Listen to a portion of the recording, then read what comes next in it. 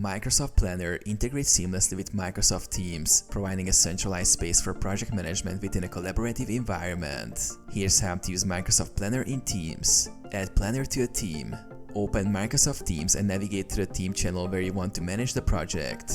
Click the plus icon at the top of the channel to add the tab.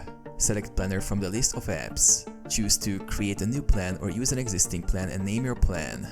Organize tasks into buckets. Once your plan is created, start adding buckets to categorize tasks.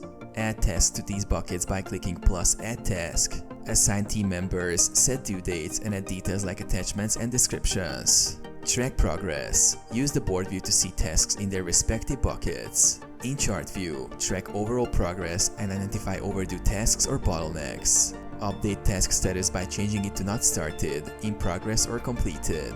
Collaborate. Communicate directly on tasks by leaving comments. All updates will be visible to team members.